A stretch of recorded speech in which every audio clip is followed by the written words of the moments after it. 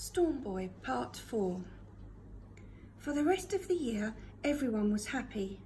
The storms went back to the cold south, the sun warmed the sandhills, and spring ran over the countryside with new leaves and little bush buds. Before long, the open season for duck shooting came round again. All along the Coorong, the shooters went, the blast of their guns echoing up and down the water, and the stench of their gunpowder hanging on the still air like a black fog of rotting smoke. The mornings were filled with the cries and screams of birds.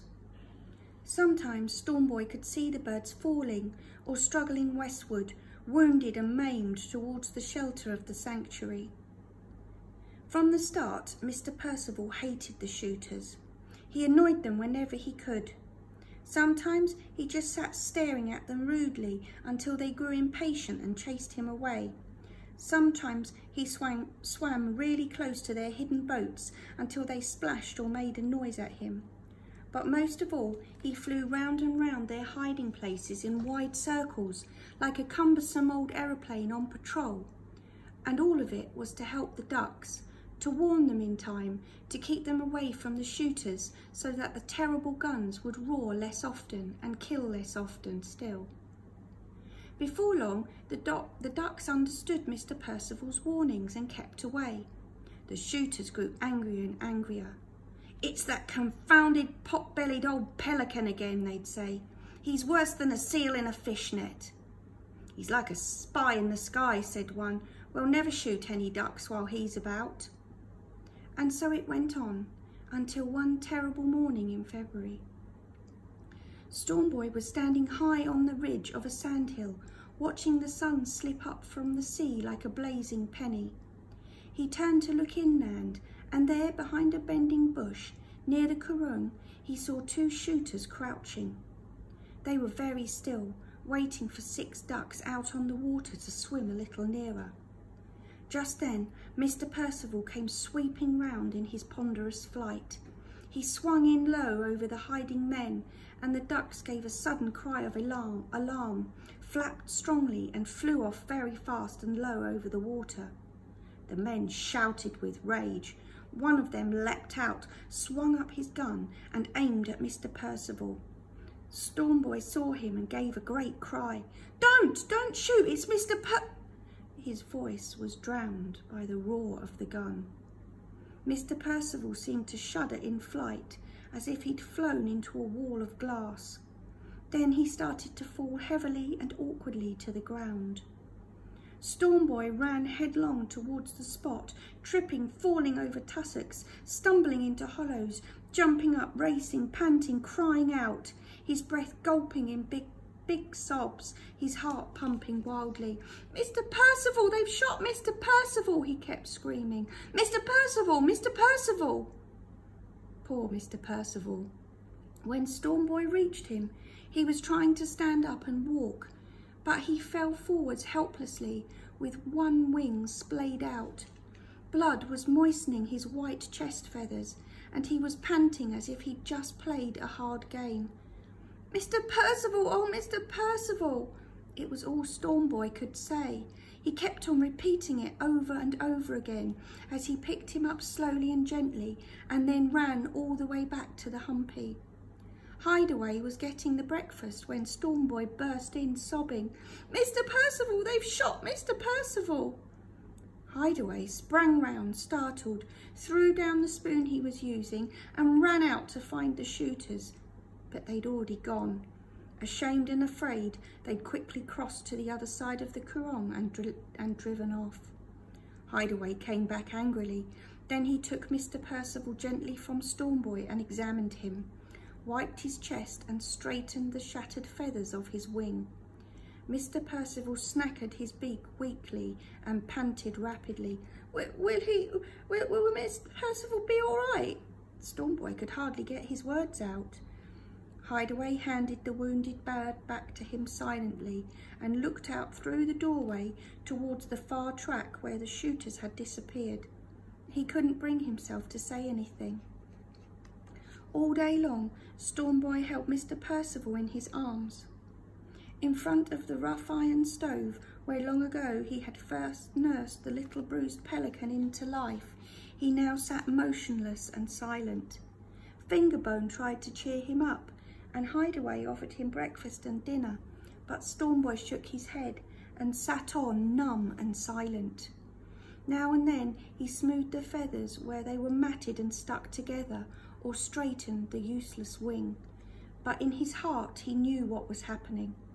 Mr. Percival's breathing was shallow and quick. His body and neck were drooping, and for long stretches at a time his eyes were shut. Then suddenly they would snap open again, clear and bright, and he would snacker his beak softly in a kind of sad, weak smile before dozing off again. "Mr. Percival," Stormboy whispered, "you're the best friend I ever had." Tea time came. The sun slipped down and long shadows began to move up from the hollows. For a while, the tops of the high sand hills glowed golden in the evening light, but then they too faded and it was dark. Hideaway didn't light the lantern.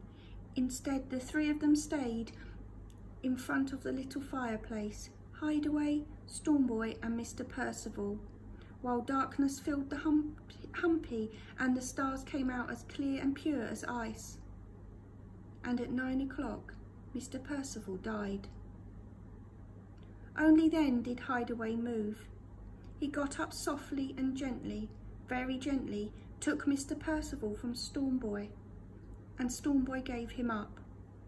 Then at last he flung himself down on his bunk and sobbed softly to himself, hour after hour, until Hideaway came over and put a hand on his shoulder. "It's right that you should cry for Mr. Percival for a while," he said kindly and firmly, "but don't keep on brooding, Stormboy." But why did they shoot Mr. Percival? He wasn't hurting anyone. He was just warning the ducks like always." "In the world," Hideaway said sadly, "there will always be men who are cruel, just as there will always be men who are lazy or stupid, or wise or kind. Today you've seen what cruel and stupid men can do." He pulled a blanket over Stormboy and said quietly, "Now try to get some sleep." But Stormboy didn't sleep. All night he lay clutching his cold, wet pillow. In the morning, Hideaway spoke to Stormboy. "The sailors will arrange to have Mr. Percival put in the museum," he said, "with a notice saying how he saved their lives and how he lost his. Would you like that?" Stormboy shook his head. "Mr. Percival wouldn't have liked that. Not to be shut up in a glass case for people to stare at, never." And he took the spade and climbed to the top of the big sandhill by the lookout post. "Mr. Percival would want to be buried here," he said, "by the foot of the lookout. This is his place forever." And he began to dig. Hideaway nodded. Then he took a shovel and went up to dig too. And so they buried Mr. Percival deep beside the lookout post, on top of the golden sandhill with the beach below, and the shining sand and the salt smack of the sea there day and night, and all around was the wide sky and the tang of the open air and the wild lonely wind in the scrub. When they'd finished, Stormboy stood for a long time looking silently all around him. Then he turned to Hideaway. "All right," he said, "I'm ready to go now if you like." "Go? Where to?" "To school, like the sailors said." Oh, yes, okay then." Hideaway knew then that without Mr. Percival, Stormboy wouldn't be able to live there, at least not for a while. Together they walked slowly down the sandhill to the humpy. "We'll leave the boat in Goolwa for a few days," Hideaway said. "I'll have to go up to Adelaide with you to get you settled in." And that was how Stormboy went to school. Hideaway came back to the humpy by the Coorong to start the long, long wait for the school holidays. You can see him there now. By day, Fingerbone sometimes comes to talk to him, but at night he stands alone beside the lookout post and gazes out at the sea and the clouds of the western storms. And 100 miles away, in Adelaide, Storm Boy sits by the boarding school window and looks out at the tossing trees and the windy sky. And everything lives on in their hearts. The wind talk and wave talk, and the scribblings on the sand, the coorong, the salt smell of the beach, the humpy, and the long days of their happiness together. And always above them, in their mind's eye, they can see the shape of two big wings in the storm clouds and the flying scud. Two wings of white with trailing black edges spread across the sky. For birds like Mr. Percival do not really die.